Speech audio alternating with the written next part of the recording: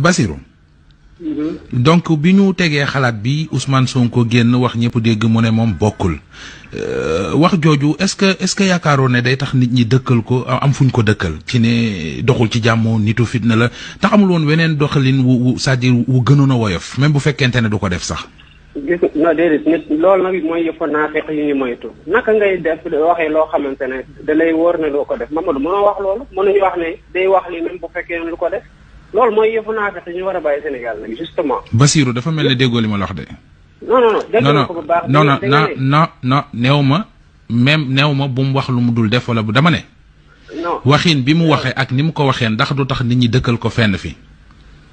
waaw déclaration moo ma tax di wax mais junju ma fi non attends. wax ji yemul woon foofu. junju ma fi waxi naa fekk bul ma wax loolu ma waxul. non da nga ne ndax ci rafetul woon mu wax leneen même bu fekkee ne du ko def loolu nga wax. allez-y.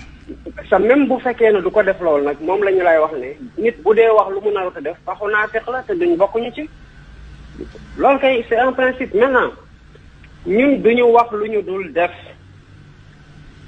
Abdou Mbow mii di wax ne suñu président dafa wax ne respecté wul kenn nawloowul kenn te dëggal na ko tey bu génnee fi ko président Ousmane Sonko waxee ci bu moom ci boppam man ma bàyyi politique.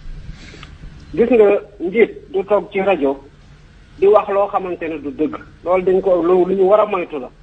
xam nga yaa ngi wax waxi naa fekk di attaquer nit ki di ko wax waxi lu dëgg te lii mooy ak réewande quand même. je suis désolé mais Bassirou Diomaye Faye lii du yëfu nit maa ngi jéggalu. Abdou Mbow.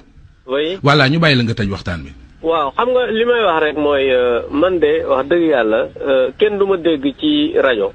may wax loo xamante ne nii naka sudul noonu la man li ma wax dafa leer parce que Ousmane Sonko moo ko wax tey jii ci boppam dégg nañ mu ne man amatuma intermédiaire sama diggante man ak chef religieux yi parce que loolu moo ko wax parce que li ñuy wax aussi du waxu jaaw li ñuy wax aussi mooy loo xam ne moo am moo